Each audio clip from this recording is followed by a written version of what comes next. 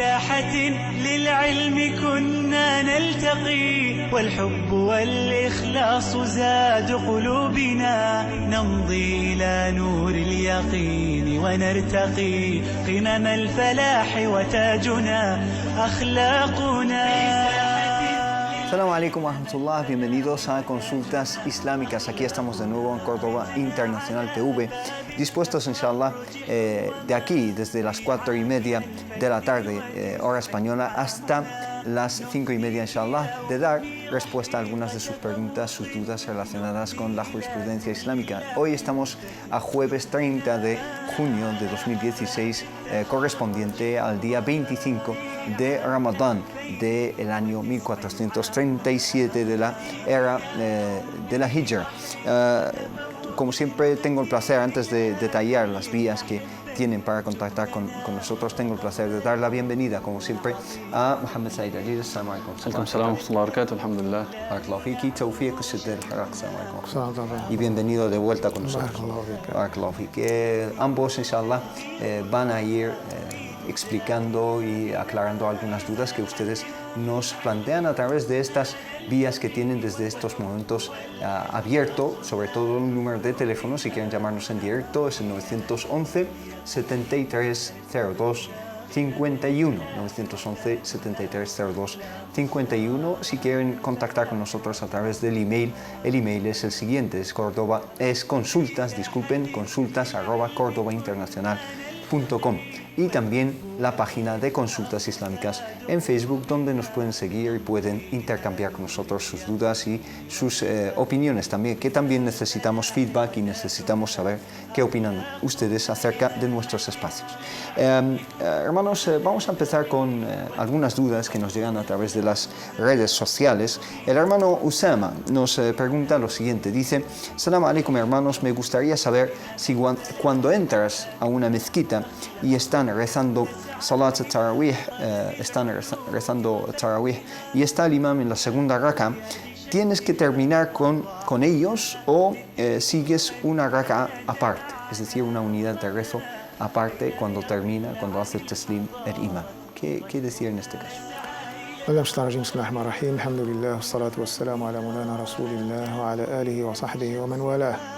En el nombre de Allah, el clemente y el misericordioso, alabado sea Allah subhanahu wa ta'ala, paz y bendiciones sobre su último mensajero, el profeta Muhammad, sobre su noble familia y sus nobles compañeros, y sobre todos nosotros que estamos siguiendo sus pasos hasta el día del juicio final. Amén. Normalmente los raka'at o las acciones de Tarawih son como mínimo a partir de 2, pues que no haga taslim con el imam y recupera la raka'a que faltaba. Simplemente recuperar esa raka a la que ha faltado. Barakallahu fik. Tenemos al teléfono a la hermana Laura desde Barcelona. Salam alaikum. Salam alaikum, Laura. Pues quizá no nos escucha. Salam alaikum, Laura. Pues que nos vuelva a llamar enseguida, inshallah. Nos ha llegado también una duda de la hermana Ikram. Dice: Salam alaikum hermanos, mi pregunta es ¿cómo se debe actuar cuando uno pierde su estado del wudu en medio de la oración? Es decir, ¿hay que dejar de rezar inmediatamente o hay que terminar la oración? ¿O qué habría que hacer en esta situación? Muchas gracias y Ramadán Mubarak. Dice el profeta Muhammad sallallahu alaihi wa sallam: Inna Allah la yaqbalu salata man ahdatha hatta yatawadda. Y Allah no acepta la oración de quien no tiene la ablución hasta que la haga.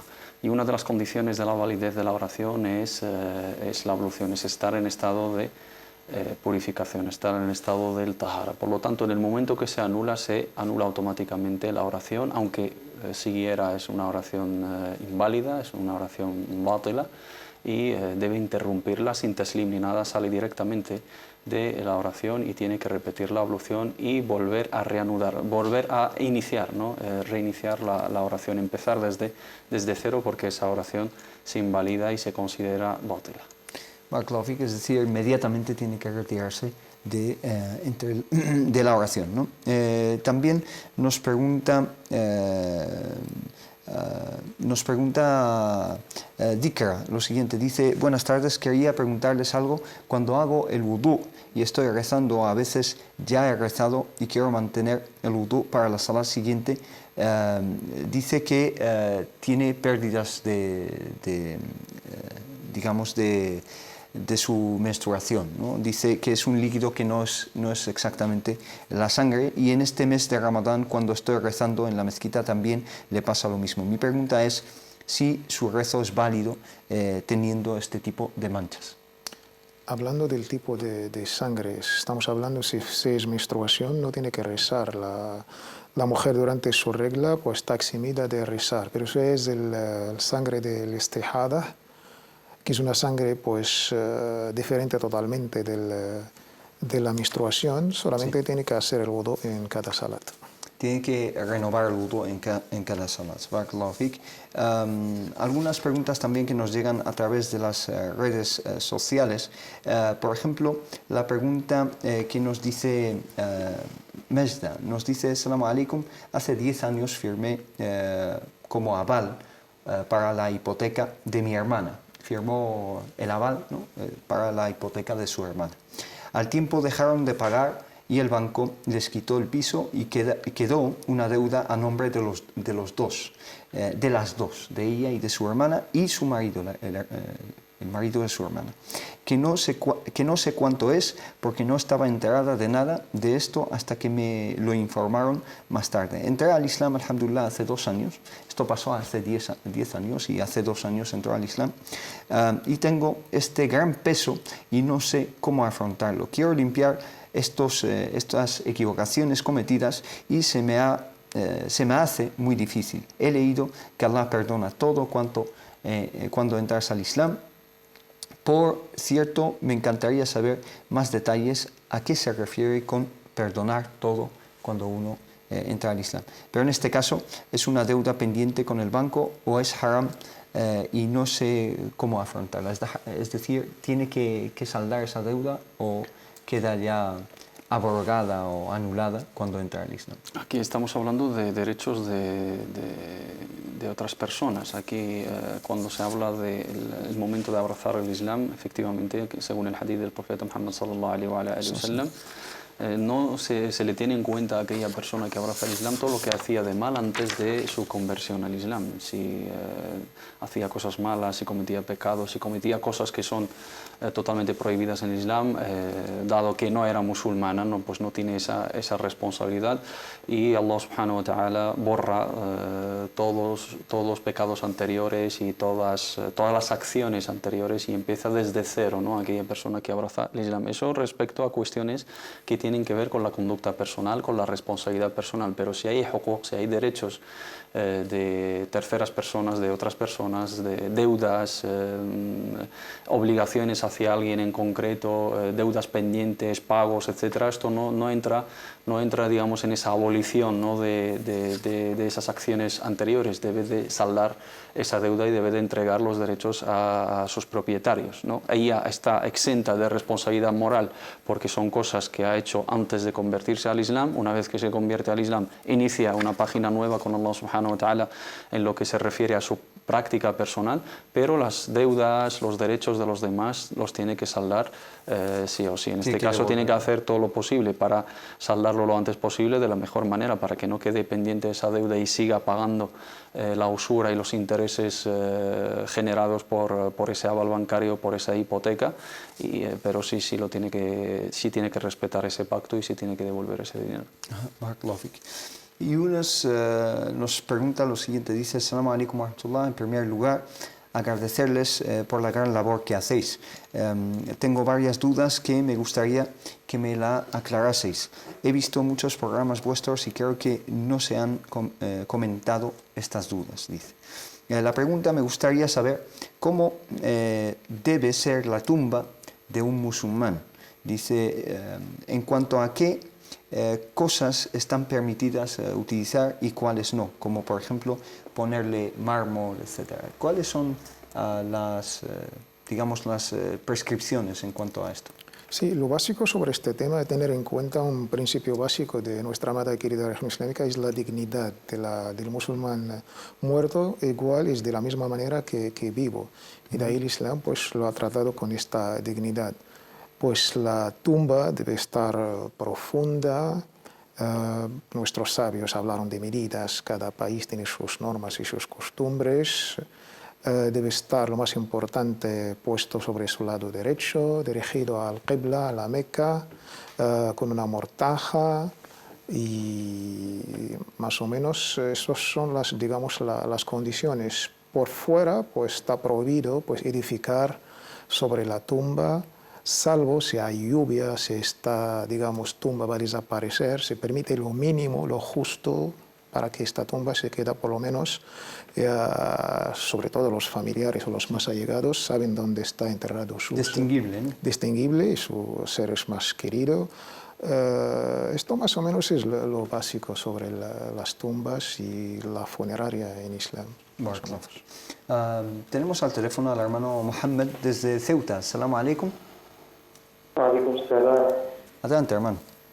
Mira, quería saber cómo se quita la janaba. ¿Cómo se quita el estado de janaba, no? ¿Alguna otra duda? ¿Cómo? Si tiene alguna otra duda. No, de momento no. Barakallahu fik. Assalamu alaikum. No. Hermano Hassan, el estado de janaba, el estado de impureza ritual, por así llamarlo, ¿no?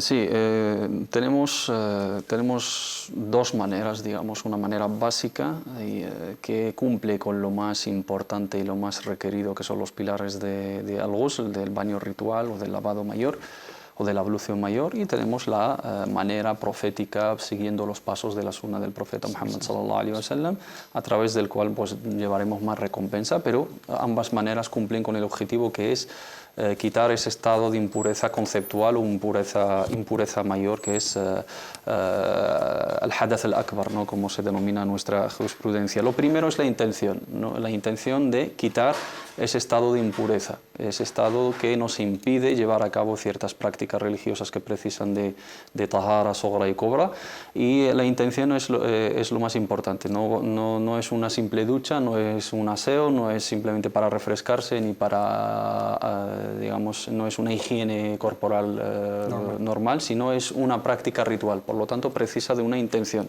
Entrar, digamos, a la ducha o al lugar donde se va a llevar a cabo esa ablución mayor, con la intención de quitarnos el atributo del janaba en este caso, o el haid para las mujeres, etc. Por los diferentes motivos que dan lugar a ello. Luego, la sunna del profeta Muhammad sallallahu alaihi wasallam. Bueno, dos pilares. Lo primero es la intención, y el segundo pilar, si cumplimos con ello, es generalizar el agua por todo el cuerpo, que el agua llegue a todo el cuerpo y que toque a todas las partes de nuestro cuerpo. La parte profética sería seguir unos detalles. Lo primero es, digamos, lavarse las manos 3 veces, lavarse las partes íntimas 3 veces, y luego volver a lavarse las manos para hacer al-wudu, empezar con el wudu del profeta Muhammad sallallahu alaihi wasallam, como hacemos el wudu del salah, y luego empezar a generalizar el agua por todo el cuerpo, empezando por la cabeza, lavándola 3 veces, y luego la parte derecha del cuerpo, empezando por la parte superior y inferior, y luego la parte izquierda del cuerpo, hasta terminar todo el cuerpo, y así generalizar el agua en todo nuestro cuerpo. También hay otro detalle: los pies, a la hora de hacer el wudu, se pueden dejar hasta terminar toda la ablución,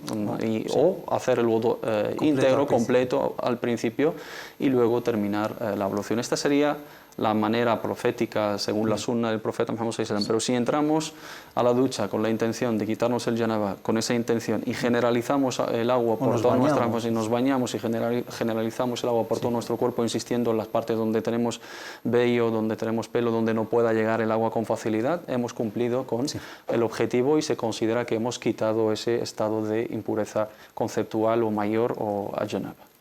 Barakallahu fik. Pues espero que haya aclarado la duda, inshallah, del hermano Mohammed desde Ceuta. Tenemos también al teléfono a la hermana Nuria desde Madrid. Assalamu alaikum.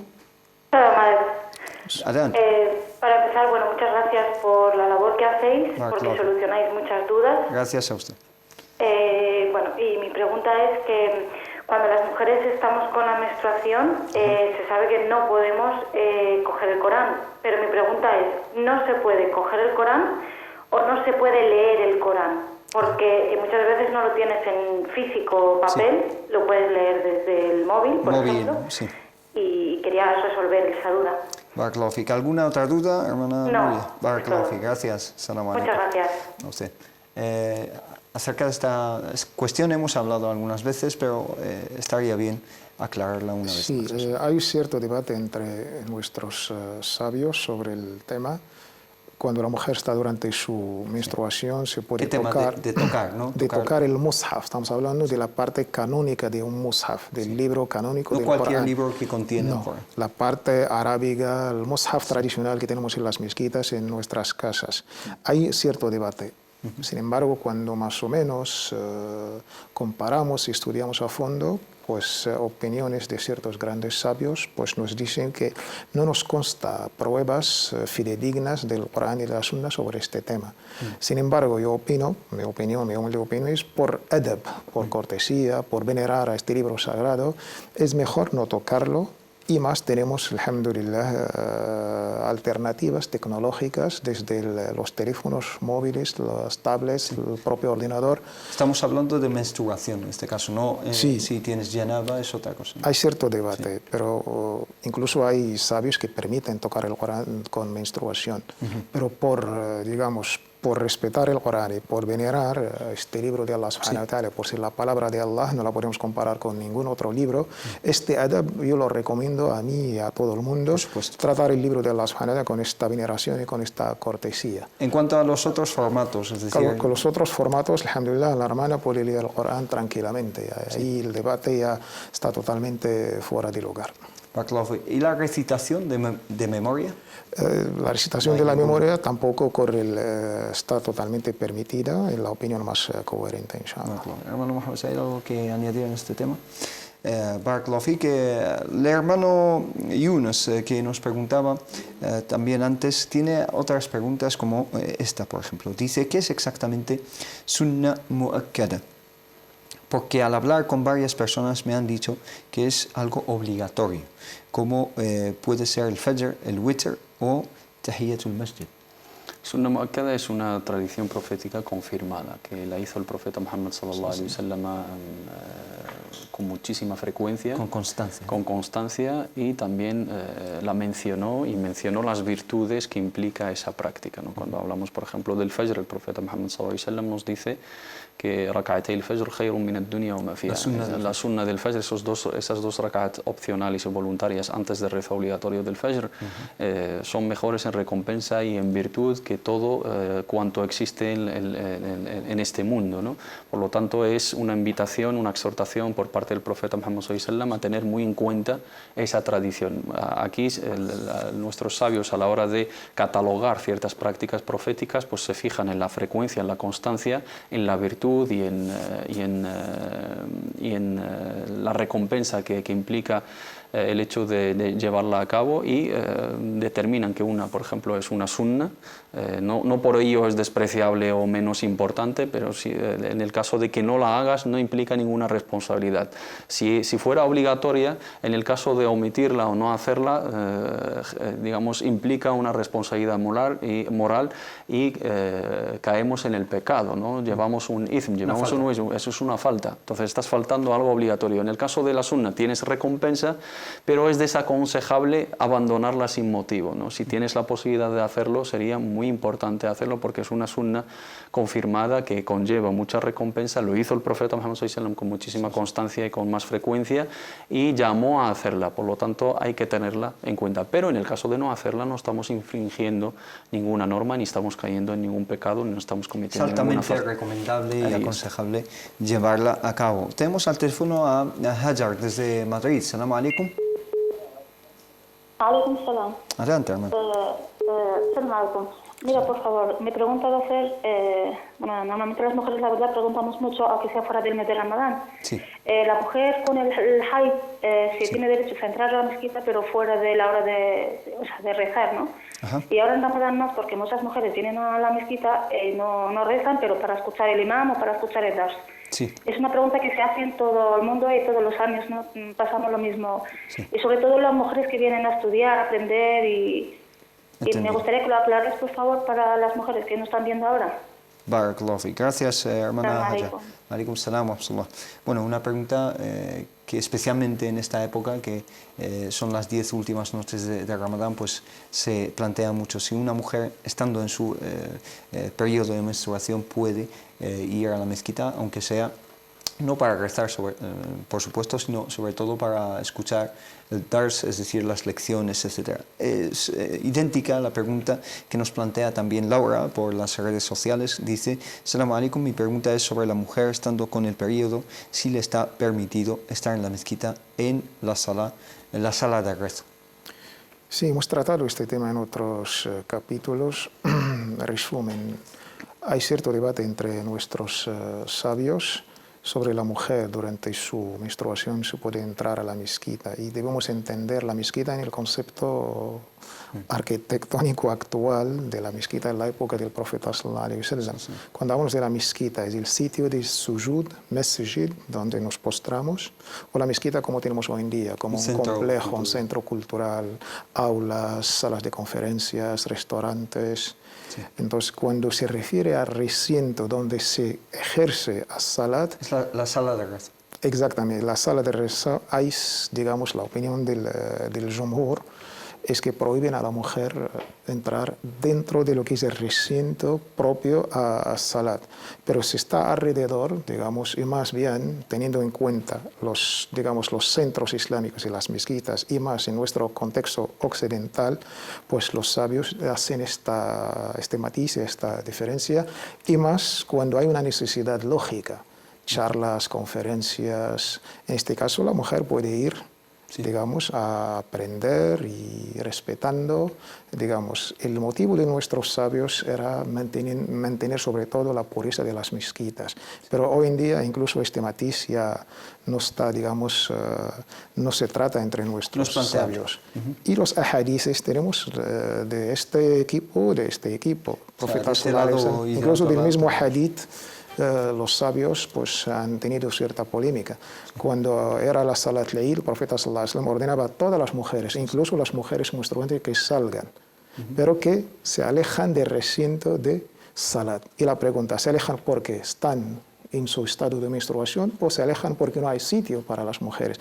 Hay cierto debate. Y cuando se ha hecho el Hajj, nuestro amado querido mensajero, profeta sallallahu alaihi wasallam, su famosa Hajj al-Wada, de la peregrinación de la despedida, una de nuestras madres ha tenido su menstruación. Le ha dicho, pues que haz todo lo que hace el Hajj, el peregrino, salvo tawaf. Y sabemos que el Hajj se hace dentro de la mezquita, todo se hace. Si fuera a la mezquita no podía entrar, tenía que decirle, tampoco podías entrar. Entonces, si hay una necesidad lógica, objetiva, respetando estos matices en nuestro contexto occidental, no hay ningún problema, inshallah. Barakallahu fik. Hermano Mohamed Said, ¿algo que añadir? Sí, es un tema sujeto a debate, por supuesto, entre nuestros juristas, sobre todo en la antigüedad, ¿no? En el fiqh tradicional, pero realmente no existe ningún argumento directo que prohíba la entrada de la mujer menstruante a la mezquita, para ser claro. Todo lo contrario, todos los argumentos que tenemos dan a entender de que es totalmente permitido para la mujer menstruante entrar a la mezquita y estar dentro del recinto de rezo, evitando la oración. Hadith Ummuna Aisha radiyallahu anha en el Hajj, fa'ali ma yaf'alu al-Hajj illa an tatawafi bil bayt, haz todo lo que hace el peregrino, sí, salvo las circunvalaciones. Entonces, para hacer el sa'i tienes que entrar al recinto de la mezquita al-Haram, y para hacer el dhikr y estar con los peregrinos tienes que estar en la mezquita al-Haram. El profeta Muhammad sallallahu alaihi wasallam le da permiso a estar en la mezquita al-Haram, salvo la circunvalación. Le dice no hagas, porque si fuera una cuestión prohibida, el profeta Muhammad sallallahu alaihi wasallam aquí se lo tendría que detallar, le tenía que decir, no entres a la mezquita, no estés en la mezquita y no hagas dhikr en la mezquita, no recites en la mezquita, tienes que estar fuera y simplemente tienes que entrar por la parte donde no tienes contacto. Hadith Ummuna Atiyya, cuando habla de las mujeres menstruantes tú antes, y la llamada del profeta Muhammad sallallahu alaihi wasallam a convocar a toda la comunidad musulmana a que asista al khair y da'wat al-muslimin, el bien y las plegarias y las súplicas el día de la mañana del Eid, dice وَلِيَعْتَزِلْنَا مُصَلَّانَا. Aquí, dicen nuestros sabios, no se refiere al lugar, sino a salah, que se mantengan al margen en el momento de la oración, que no sean partícipes en el momento de la oración. Y la cuestión sobre la cual se basan a la hora de prohibir es la analogía con el tema del junub, وَلَا جُنُوبًا إِلَّا عَابِرِي سَبِيلٍ حَتَّى تَغْتَسِلُوا, y tenemos evidencias que el tema del haid, de la menstruación, es totalmente diferente que el janaba por otras razones, porque es algo que tú manejas y el haid no se maneja, y el tema de la limpieza y la pureza, el temor de que las mujeres manchen, etcétera. Esto, cuando hablamos de otras épocas, hoy en día pues hay muchísimas medidas, entonces decirle a las hermanas, pueden ir a las mezquitas, por ejemplo, en la noche del decreto, asistir al dua, asistir a las charlas de Ramadán, vivir el ambiente de Ramadán, que se mantengan al margen en el momento de la oración, pero que participen en las otras tareas, que hagan dhikr, que hagan incluso, si quieren estar ahí haciéndole atikaf un rato durante las noches y asistir en el momento de la oración, que no participen en la oración y que tengan cuidado con el tema de la limpieza, de la higiene, para no manchar el lugar, etcétera, cosa que es muy, digamos, pueden evitar fácilmente. Sí. Es evitable e incluso no es planteable en nuestros días. Quizás se planteaba en tiempos de Profeta sallallahu alaihi wasallam. Resumiendo todo, no hay ningún problema en que las mujeres vayan a la mezquita y estén presentes en esos momentos de bien, inshallah. Tenemos al teléfono a Fadwa desde Barcelona. Salam alaikum. Alaikum salam. Adelante, hermana. Quería preguntar, mi madre tuvo a mi hermano en Ramadán y fue hace ya muchos años. Sí. Y lo está devolviendo ahora, ¿sabes? Pero no sabe, está haciendo, pero no sabe cuántos días le quedan. Seguramente que ya habrá pasado un mes. Sí. Pero quería saber que si tiene que pagar algo y cuánto tiene que pagar. Es decir, su madre dio a luz, ¿no? Hace años ya. Sí, a su hace hermano. como 20 años o más. Sí. Hermano, sí. Lo ha recuperado, pero no Sí. sabe exactamente cuánto, si ha hecho más o menos. Sí. Pero quiero saber cuánto tiene que pagar o si tiene que pagar algo. Inshallah, pues le contestamos enseguida. Y tengo más preguntas. Dime. Quería saber los niños que se quedan en el comedor y comen carne. Ajá.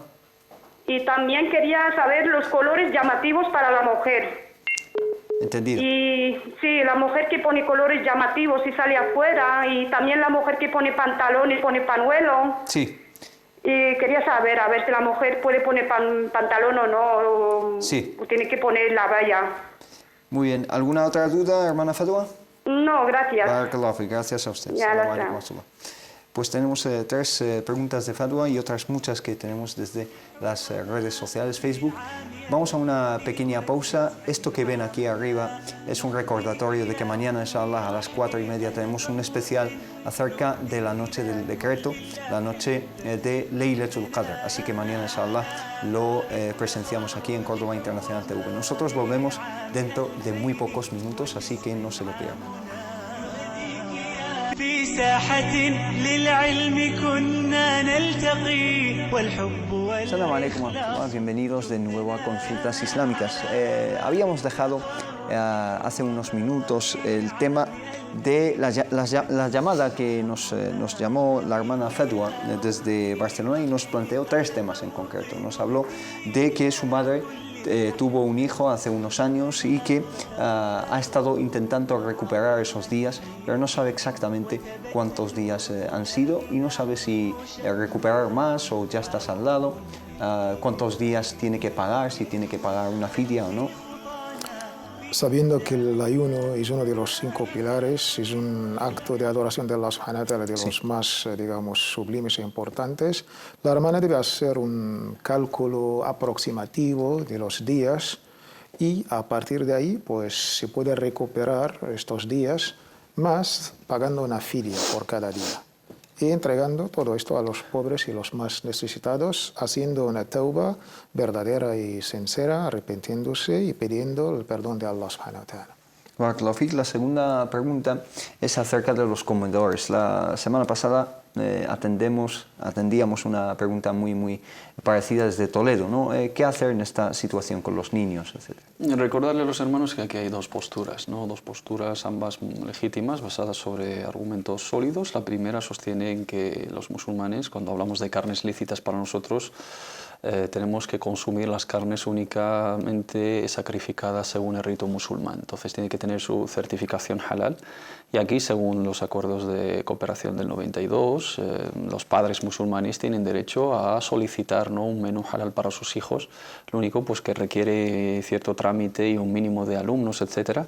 Y quien quiera optar por ello está en su derecho. Otra postura que también es legítima es la que sostiene que la carne de la gente del libro, y hablando del contexto español, pues se considera un país tradicionalmente católico, entonces tenemos permitido el sacrificio, la carne que es lícita de entrada para nosotros, que es la carne de ternera, cordero, vacuno, ovino, las aves que tenemos permitidas, se pueden consumir aquí. Los padres tienen que valorar qué postura es la que se siente incómoda con ella. Ambas, insisto, son legítimas. Igual algunos ven la necesidad de defender un derecho, ¿no?, y tener esa comodidad y salir de esa duda de consumir una carne que igual ellos no se sienten tan cómodos a la hora de llevarlo a cabo, pero la otra postura es totalmente lícita, basada sobre argumentos como hemos dicho, y se puede consumir siempre que sea carne lícita para nosotros, sí, y evitar, digamos, las incomodidades que ello supone, sobre todo para aquellas familias que no tienen la posibilidad de que sus hijos vayan a casa o no tienen la posibilidad de un menú halal. Barakallahu fik. Tenemos al teléfono al hermano Mohammed Bilal desde Marbella. Salam alaikum. Salam alaikum, Mohammed. Alaikum salam wa rahmatullah. Adelante, hermano. Mire, una pregunta. Quería saber si una mujer embarazada de 2 o 3 meses debe hacer Ramadán o no. Sí. ¿Alguna otra duda? Sí, y quería saber si el nombre Israfil es musulmán o no. Israfil. Entendido. Barakallahu fik. Gracias, hermano Mohammed Bilal, desde Marbella. Vale, gracias. Salam alaikum. Bueno, 2 preguntas que enseguida, inshallah, vamos a contestar. Faltaba una pregunta desde Barcelona. Fatwa nos preguntaba cuáles son los colores, por así llamarlo, llamativos que deberíamos evitar. Sí, una de las condiciones que hemos explicado más de una vez sobre la vestimenta de la mujer musulmana, y debemos tener que la vestimenta de la mujer musulmana es un estado espiritual, no solamente una tela que se viste y se quita. Cuando se habla del hijab, en su mala traducción, el velo, se ha resumido como algo que es el folar, algo de el panuelo. El panuelo, pero esto es totalmente erróneo. Allah habló del libas, habló de la vestimenta, y además le ha dado un gran adjetivo que es libas o taqwa. Este libas, esta vestimenta, teniendo conciencia de Allah subhanahu wa ta'ala en todo. Yo creo que las hermanas deben tener esto en cuenta, no solamente tapar la cabeza y luego pues las condiciones, alhamdulillah, de la vestimenta de la hermana musulmana son dentro de la decencia, dentro del sentido común, y de ahí colores llamativos no coinciden con esta filosofía islámica, con esta vestimenta de taqwa de Allah subhanahu wa ta'ala, de tener la conciencia de Allah subhanahu wa ta'ala, y llamando la atención de quién. Ahí está la pregunta. Sí. Y luego ¿Qué? pantalones ajustados, estas cosas, es unas modas. Y yo creo que el musulmán, con su propia personalidad islámica, teniendo esta conciencia de Allah subhanahu wa ta'ala, tiene que sobrepasar estas modas, estas culturas urbanas, y tiene que seguir el libro de Allah subhanahu wa ta'ala y las mujeres, las nobles sahabiyat, y complacer a Allah subhanahu wa ta'ala, y de ahí pues tendrá el éxito en esta vida y la otra, inshallah.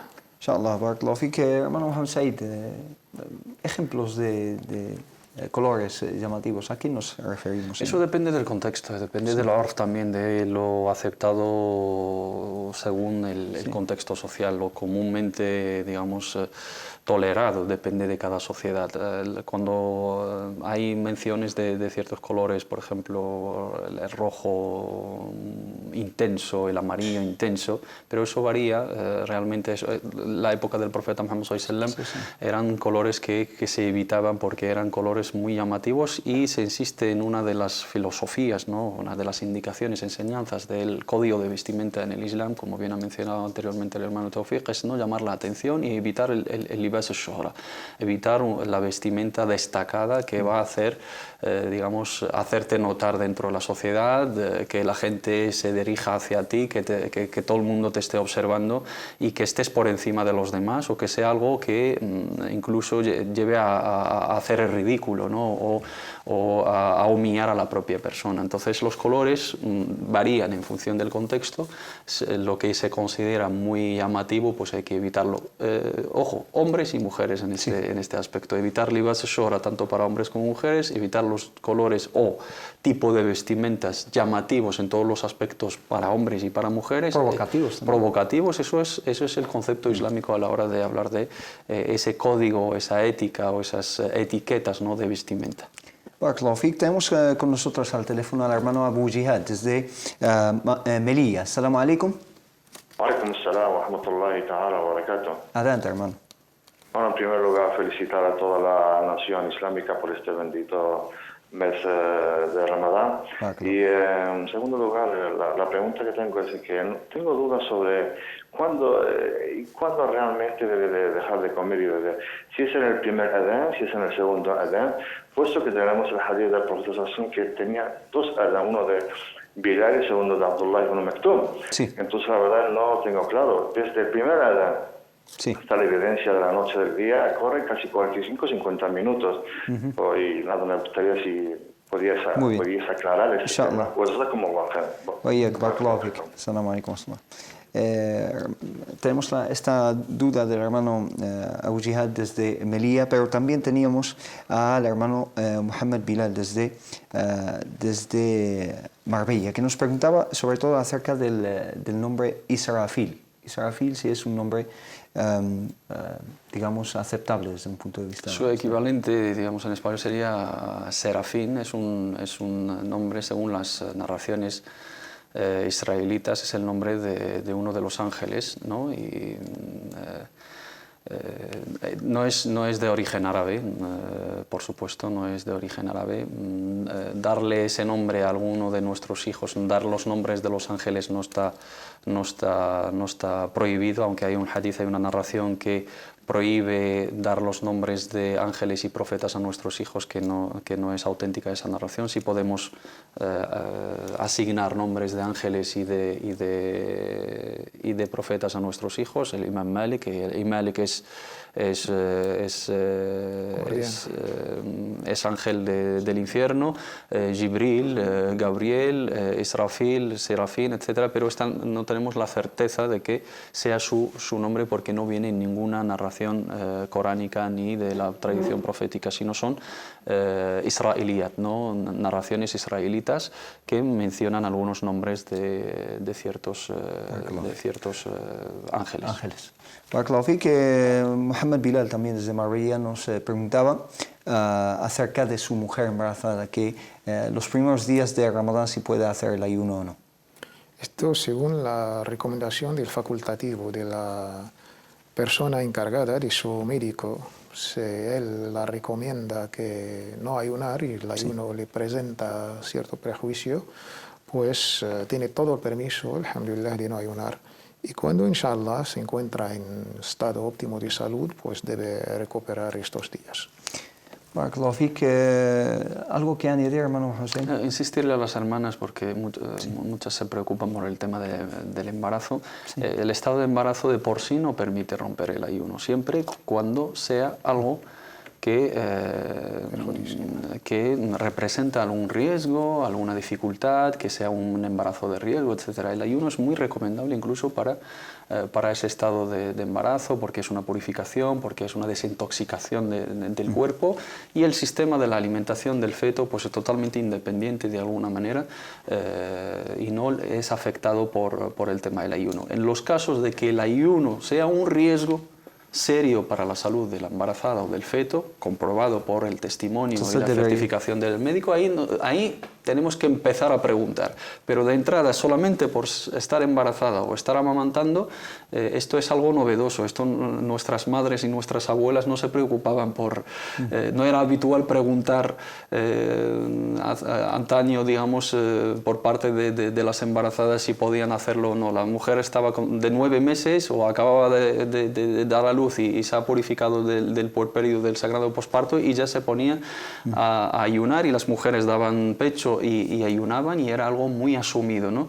Pero vale, depende de cada persona, depende de cada estado, depende de cada situación. Pero en el caso de que no represente ningún riesgo, ninguna complicación, ninguna dificultad, dificultad no estamos hablando de que sea un poco costoso. El ayuno le cuesta a todo el mundo. Yo también siento hambre, yo también siento sed, yo también lo paso mal, y cualquier persona sana ayunando va a sentir cierta dificultad. Pero sí que tiene la excusa de romper el ayuno, aunque no represente un riesgo para su salud. No, si no representa un riesgo para su salud, no tiene ninguna excusa. Tiene que ayunar porque es una persona sana, igual que a otra persona, aunque no esté embarazada, y está ayunando. No hay ningún texto que permita a las embarazadas como norma general, o a las mujeres lactantes como norma general, que abandonen el ayuno. No, en los momentos que sea un riesgo, una seria dificultad, una carga extra para esa mujer, tanto en el caso de dar el pecho o en el caso del embarazo. Acerca de la pregunta del hermano desde Melilla, acerca del Adán, ¿qué le podemos decir? ¿Cuál de ellos seguir, ¿no? Los hermanos en Melilla tienen su propia, digamos, comisión islámica, y ahí de donde deben dirigirse, y más, conociendo un poquito la zona, el horario de Melilla se acerca casi de una manera idéntica a la ciudad más cercana del país vecino, Marruecos, que es Nador. Y digamos, Tawqit as-Salah, estos papeles que se distribuyen cada mes, pues tienen cierta exactitud, sabiendo que Melilla se encuentra en latitud 19,50, y se ha hecho el cálculo de una manera científica, y contemplando los ahadices del horario de Salat, el hermano pues debe seguir su comunidad, y estos papeles de horario de Salat que indican el Fajr y esto, están consensuados entre astrónomos y entre ulemas, y consultados con el país y la ciudad vecina, que es Nador. Esa dualidad en cuanto a los hadices. En el caso, el hermano hace la pregunta respecto a 2 adán, ¿no? Ciertas mezquitas sí hacen 2 adán. En el caso de que sean los 2 adán acorde a lo que hacía el profeta Muhammad sallallahu, el adán de Bilal, para alertar de la cercanía de la entrada del Fajr, y luego hacía el adán Ibn Maktum en el momento de la entrada real de la oración. Eso sería otro caso, pero en el caso de que se rijan por el calendario establecido, por el horario establecido en Melilla, como bien ha dicho el hermano Tawfiq, es un horario bien exacto, y el último adán, o el adán marcado, el horario marcado, el de la entrada del tiempo, ese tiene que ser el momento de dejar de comer, y como dijo el profeta Muhammad sallallahu, es el tiempo que prohíbe la comida y permite la oración, y el otro no permite la oración y sí permite la comida. En el momento que ya se hace el adán, antes de que empecemos el adán, se deja de comer, aunque tenemos el hadith del profeta Muhammad sallallahu, si alguien de vosotros tiene en su mano comida o bebida y empieza el adán, فَلْيَقْضِ حَاجَتَهُ.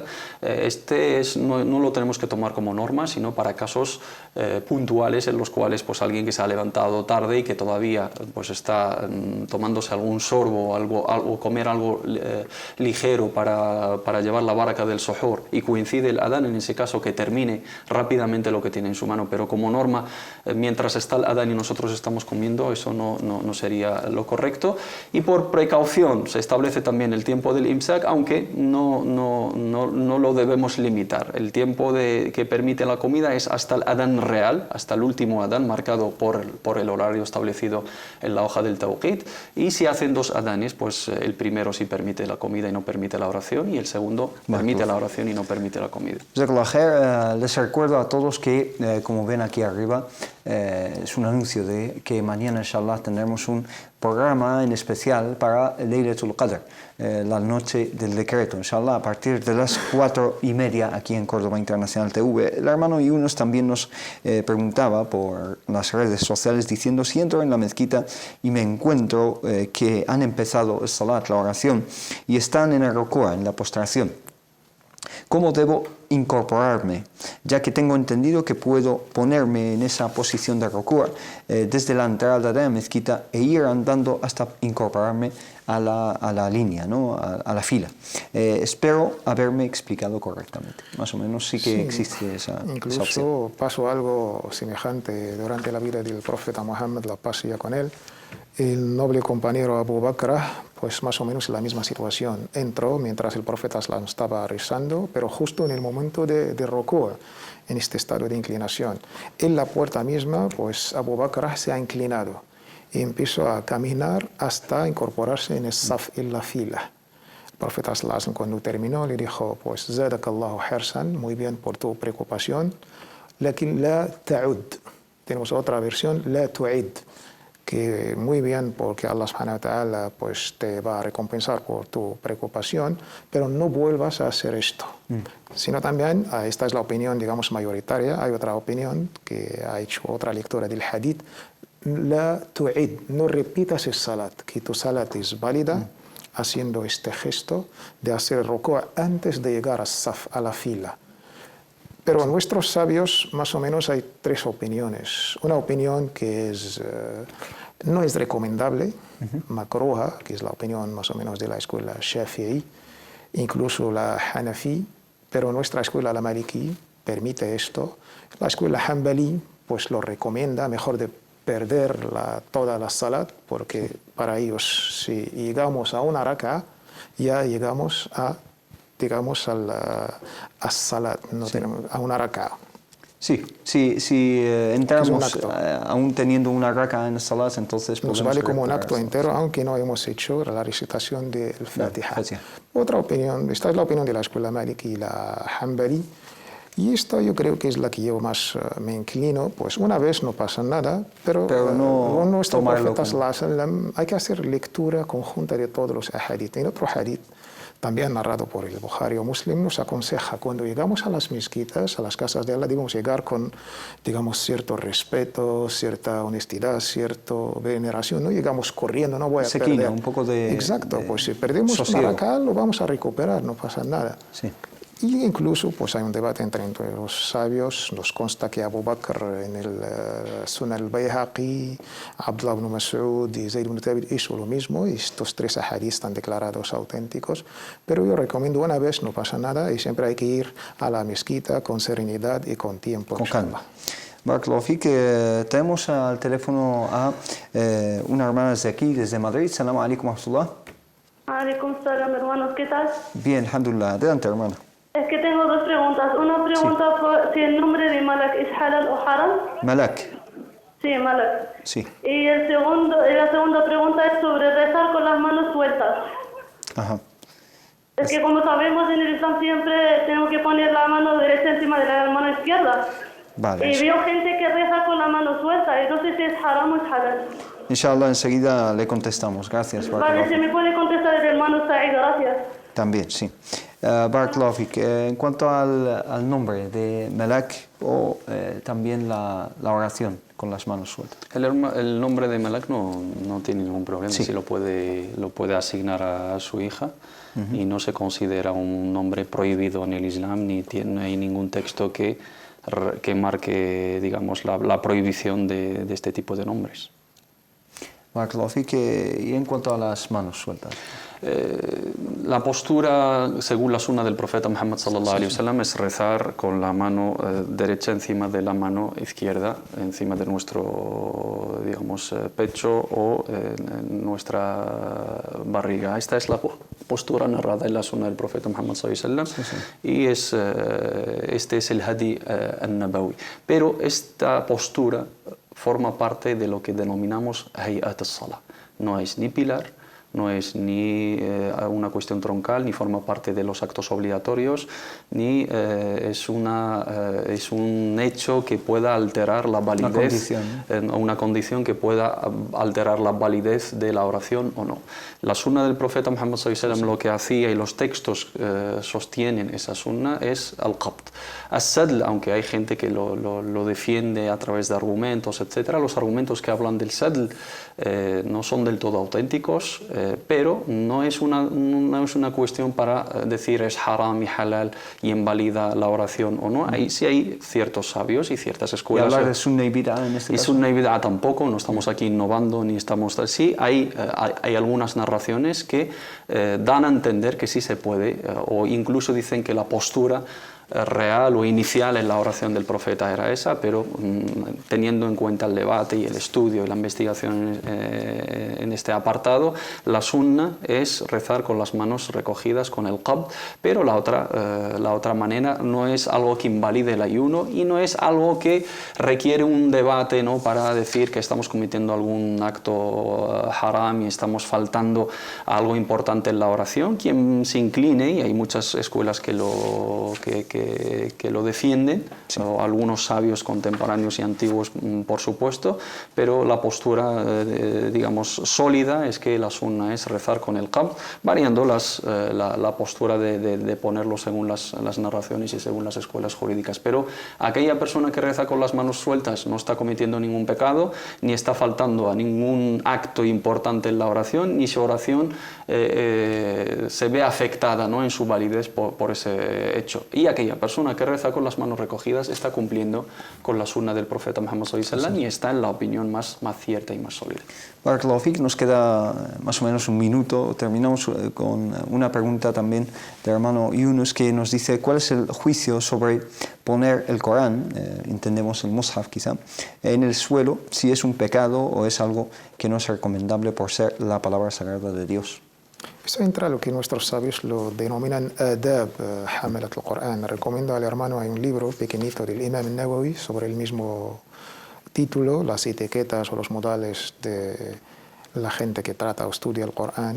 Sí. Incluso me parece que está traducido al castellano. La tierra primero debe estar pues pura, esto por definición, pero por adab, por cortesía, por respeto, por veneración, siempre el Corán debe estar pues por encima, elevado. Recomendó al hermano que siempre, inshallah, pues intente que el Corán está elevado en un sitio bien respetado. Pero es simplemente una recomendación, es decir, si uno está rezando y pone el Corán sobre una alfombra, etcétera, tampoco está incurriendo en nada. Esto no está ocurriendo en ningún momento. Ponemos nuestra cara en ese suelo a la hora de rezar y حرمة المؤمن عند الله أكبر من حرمة الكعبة. Entonces la sacralidad del cuerpo humano para Allah es más que la sacralidad incluso de la casa sagrada, y el Corán es sagrado y es respetado y venerado. No lo pones ahí con la intención de humillarlo o de faltarle respeto, si es por necesidad, sobre todo en el momento de hacer los movimientos de la oración, etcétera. Mientras sea un lugar limpio, lo suyo es siempre dejarlo en un lugar elevado, pero no estaría cometiendo ninguna falta. Pues bien, hemos llegado al fin del programa de hoy. Simplemente recordarles que mañana, inshallah, a partir de las 4:30, tenemos una nueva cita aquí en Córdoba Internacional TV con un especial de Laylatul Qadr, la noche del decreto, la noche del valor, la noche en la cual fue revelada la palabra de Allah, la revelación del Corán al profeta Muhammad, que la paz sea con él. Simplemente darles las gracias a los dos, gracias por todo, y a ustedes muchísimas gracias. En Consultas Islámicas nos vemos de nuevo, inshallah, la semana que viene, el lunes que viene, inshallah, con más consultas, con más dudas que ustedes nos plantean y más explicaciones de ambos hermanos. Assalamu alaikum wa rahmatullah, que la paz sea con todos ustedes. للعلم كنا نلتقي والحب والإخلاص زاد قلوبنا نمضي إلى نور اليقين ونرتقي قمم الفلاح وتاجنا أخلاق